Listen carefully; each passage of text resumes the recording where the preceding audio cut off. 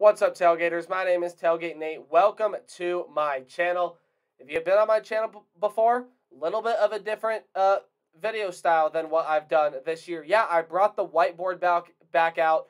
For those of you that have been with me for a while, you'll remember this thing quite well from last year when I would talk about literally every single game that happened. And now that I have my community tab, that's what I use my community tab for, is giving you guys scores and updates on some of the biggest games.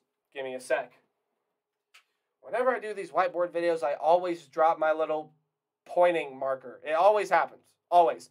But anyways, brought the whiteboard back out because I want to survey the November college football scene, right? We're in November now, getting down to the nitty-gritty in the college football season, and let's look at what the November scene sorry, I just blocked my face. That was horrible. What the November scene in college football is going to look like. There's everyone's schedule. I got 13 teams here that I think have a real good shot at making the college football playoff. I did leave out 2 lost teams, so sorry to the LSU and the Oklahoma States and the Kansas States and the Utah fans that are out there watching this video. I just think with 2 losses, we haven't seen a 2-loss team in the playoff yet, and I still don't think we'll see one this year, so I did leave them off of the board.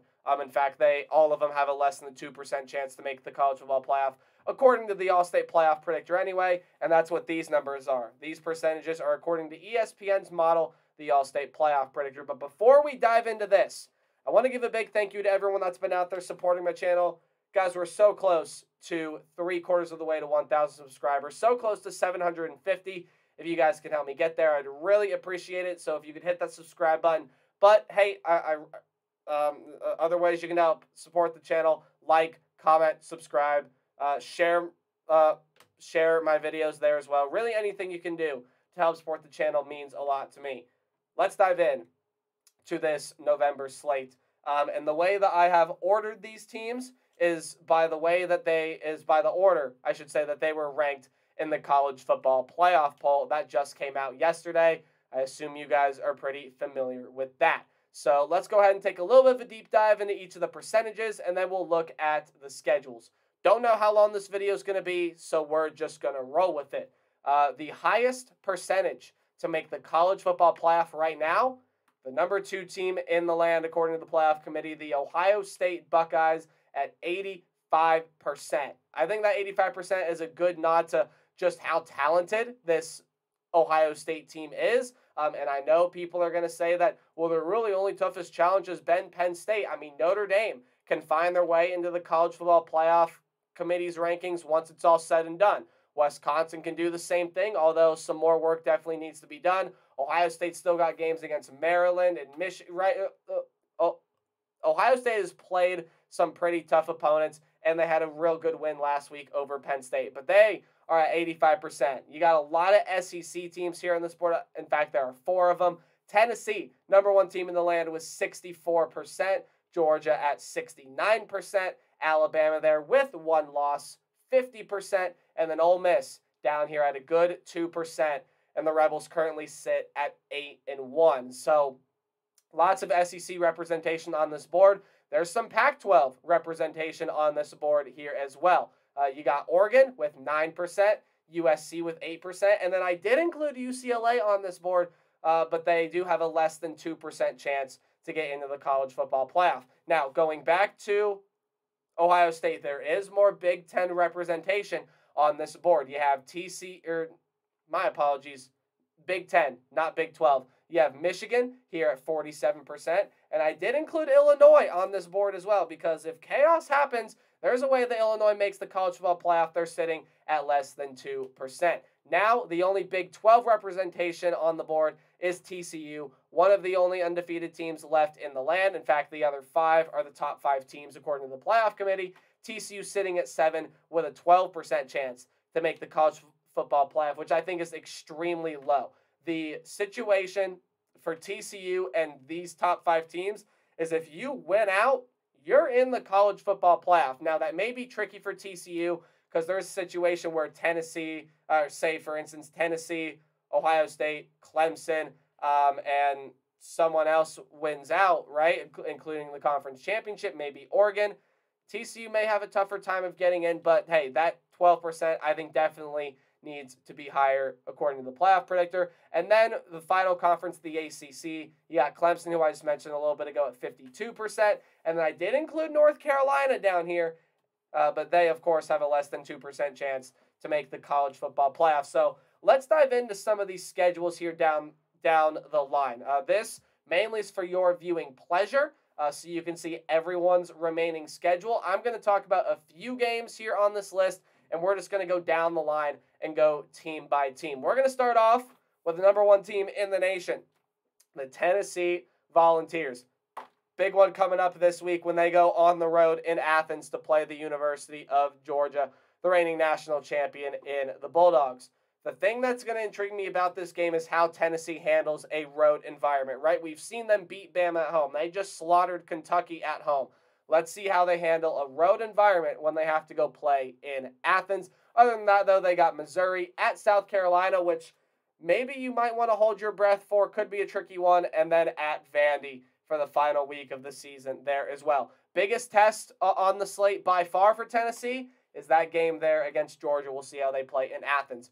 Ohio State still got some tricky games left there as well. On the road at Northwestern and Indiana should be wins, but don't overlook on the road at Maryland. And of course, everyone is pointing to that November 26th matchup against the Michigan Wolverines. So that is definitely going to be the most interesting game of the college football season, if not Georgia and Tennessee. That's a de facto Big Ten East championship game with the way that Ohio State and Michigan have now both beaten Penn State. Moving on to Georgia, 69% chance to make the college football playoff. Again, you have that game with Tennessee this week. Probably Georgia's biggest test so far this season as well. And Georgia's really only had to get up for a couple games this year. They had to get up for that game against Florida, and they had to get up for that game against Oregon. They ended up smashing Oregon and were able to stave off a tiny Florida comeback effort, and Georgia ended up winning by 22. So we'll see how Georgia plays for a game that they've had to get up, but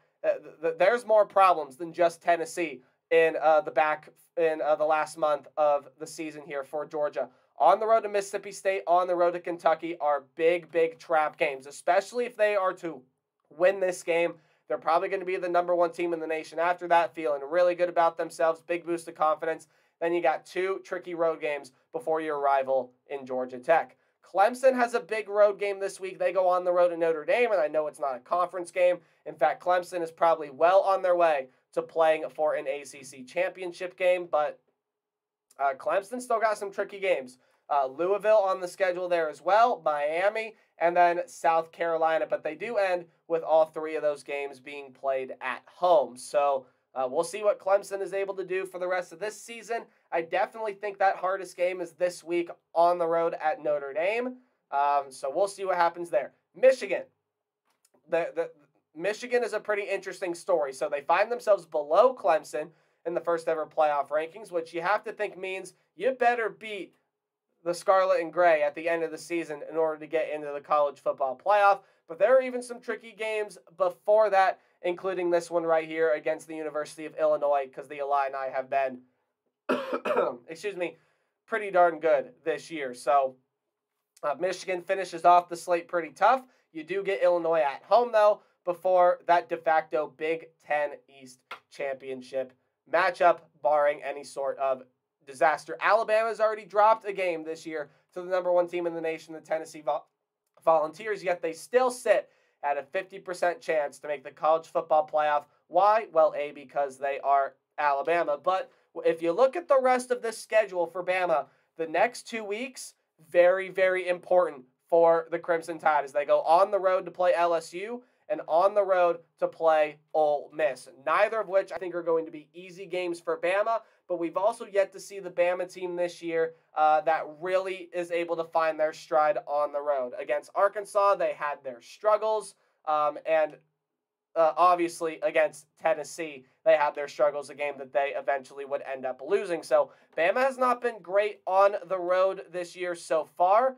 but if we as college football fans know Nick Saban and we know Bama, they're going to turn it on at some point, and it's going to be this LSU game. It's going to be this Ole Miss game, because then the rest of the way they have Austin, PA, and Auburn, 2 games that they should win. So these next 2 weeks for Bama, very, very important. TCU might be feeling a little disrespected by a lot of people around the nation, including myself. I have Oregon above them. So TCU is even 8th in my poll, the committee giving them a little bit more respect than I am. And I will admit that I might be very well under-ranking TCU, but they definitely got a feel after they saw Texas rank that they might have been above Bama, and then you see Bama above you and only a 12% chance next to your name. There are some tough games down the line for TCU. Texas Tech this week, you got to be able to win that. But then 2 tough games here in Week 11 and Week 12. You go on the road at Texas, on the road at Baylor, and you finish off with Iowa State at home. So the middle 2 games here for TCU going to be very, very important for their college football playoff chances. Couple Pac-12 teams coming up next, and now we have fallen below the 10% mark. In fact, before I move on, if you see, there's a big drop-off here. These are the 6 teams that a lot of people, are expecting, like, hey, yeah, those are probably going to be, any combination of those 6 teams will work. I think TCU is well right in the mix, and the Pac-12 is not done, in my opinion, by a long shot, because it's November and it's college football. Chaos can still happen. Let's move on to some of these Pac-12 teams, though. Oregon had a 9% chance. They go on the road to play Colorado. Then you got Washington. That's a pretty tricky game right there. You got Utah and Oregon State at the end of the year. So these 3 games for Oregon. Yes, you have Washington and Utah at home, both of which I think are going to be pretty interesting and tough games. And then you end off with an Oregon State team that, maybe minus the quarterback play, have looked very, very good so far this year. So there definitely are a lot of landmines for Oregon on the schedule, but you got to figure that those are the Pac-12 favorites right now, just by the way that they have recovered and played since getting beat down by Georgia in the first week of the season. They have a 9% chance to get into the Final Four. USC, an 8% chance to get into the Final Four, and they aren't really seemingly going to be tested these next couple of weeks, but then the final 2 weeks, you got at UCLA, and then you play your rival in Notre Dame. So 2 very important games to cap off the season for the USC Trojans, who have already dropped a game to the Utah Utes, who, notice, are not on this board, as they already have 2 losses. Ole Miss is the only team on this board that has played more than 8 games. They've played 9 of them. Only a 2% chance somehow to make the college football playoff, according to the All-State Playoff Predictor. They have a bye this week, which comes in real handy when you look at who's coming to town in Week 11. You got the Alabama Crimson Tide coming into town, and that is going to be a big game, especially if Bama is able to get past LSU. If LSU ends up beating Bama, LSU's in the division lead, and they also have the tiebreaker over Ole Miss. But if Alabama's able to beat LSU, who, again, notice is not on this board, they do have 2 losses already on the year. Don't see them making the college football playoff. But for Ole Miss, I mean, if Bama's able to get past LSU, that's a huge game for Ole Miss, as that's pretty much a de facto SEC West championship game. So watch out for that. You got Arkansas on the road, and then Mississippi State there to cap your season off as well. And then to the teams that have less than a 2% shot. Now, I realize there may be some things that need to happen, but I don't think these 3 teams are out of it by a long shot. UCLA was ranked 12th by the playoff committee. They have less than a 2% chance, according to the All-State Playoff Predictor, and they cap off the season with Arizona State, Arizona, USC. That's by far their biggest test on the schedule that they have left, and then Cal there as well. So some things may definitely still need to go their way, but UCLA is absolutely still in the running to get into a Pac-12 championship game. You do have that tiebreaker over Utah. Oregon has the tiebreaker over you, but if you get that tiebreaker over USC, could be Oregon and UCLA in the Pac-12 championship game, which could end up being huge for the conference. Illinois is here on the board. Yes, I know. Illinois, my apologies. Illinois here on the board. I recognize they have a pretty slim shot to make the college football playoff in more ways than one. But look at what they got left. Michigan State, very winnable game for them. Purdue, very winnable game for them as well. That's probably going to be a de facto Big Ten West championship game. You got to go on the road at Michigan, which, let's be honest, good luck with that one. That's going to be a tough game for Illinois to win. Then you finish off on the road at Northwestern, who has just not looked great so far this year. So Illinois finishes off with some pretty interesting games, especially these two games that are going to be really important for this Illini team there as well. But if Illinois is able to get past Michigan, get into the Big Ten championship game, and then go and win that thing, there is a path for Illinois to get into the college football playoff. Make no mistake about that. All right, moving on to the final team on the board, and then I'll talk about some things I really want to talk about. North Carolina, less than 2% chance they finish off the year with Virginia on the road, Wake Forest on the road, Georgia Tech, and then North Carolina State, their rival, they play at home. A lot of things going to have to go North Carolina's way as well if they're going to want to be a team that wants to go ahead and make the college football playoff. But there is still a path as North Carolina is only sitting there with one loss. Now, let's talk about what I said earlier. Everyone is expecting these 6 teams right here, some combination of these 6 to end up being the field in the college football playoff. Don't count out TCU. TCU, probably the Big 12's last hope to get into the college football playoff, as I believe everyone else does have 2 or more losses. So TCU, and according to this number right here, probably going to need to win out and win the Big 12 in order to have a shot to get into the college football playoff. But as I was stating earlier, and I do want to bring this up because let's start talking a couple scenarios here, just sort of out loud, right? If just for posterity's sake, favorites win out. So we'll say Ohio State wins out, wins the Big Ten. Georgia wins out, wins the SEC. Clemson wins out, wins the ACC. And then TCU wins out, wins the Big 12. I don't see how you can keep TCU out in that instance. They're one of 4 unbeaten teams. And there you go. But this is another thing that I do want to talk about. Obviously, TCU probably going to have to win out. And then the Pac-12 champ is going to have one loss, which right now Oregon, USC, and UCLA all do have one loss. So the winner of the Pac-12, if they have one loss, depending on what else happens, could have a real good shot at getting into the college football playoff, the first Pac-12 team since, I believe, 2016 with Washington. But the beauty of things on this board is there is stuff that's going to work itself out. The big ones being this week with Georgia and Tennessee. The winner of that game likely goes to the SEC championship game, unless, of course, Georgia's able to beat Tennessee and then wildly they drop their next 2 games, sending Tennessee to the championship. There are some crazy things that can happen. It is college football. As unlikely as they may be, there are still very much so possibilities. But again, back to the fact, stuff is going to work itself out, right? You see a lot of teams playing teams on this board, or even some very, very good teams that are not on this board.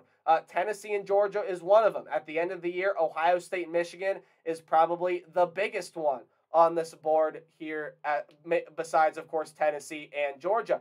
Michigan, speaking of them, also plays Illinois. So if Michigan's able to get past the Illini, that's going to knock the Illini off of this board. North Carolina's got some tough games against Wake Forest. UCLA and USC still have to play. Oregon's got a tricky game with Utah, and then on the road at Oregon State. Ole Miss and Alabama play. Alabama's got a tough road game at LSU already this week. So there are teams on this board that are playing other teams on this board in the final month of the season. So what's really nice about this year is there's stuff that's just going to work itself out. So if you're someone that's upset about where your team is ranked, or that there's no way Tennessee should be 1 or Georgia at 3, how cute, right? Or anything like that, stuff is going to work itself out. The biggest surprise was probably Clemson here at number 4, but the 52% chance I do agree with there as well. Let's see. What are things that I want to talk about?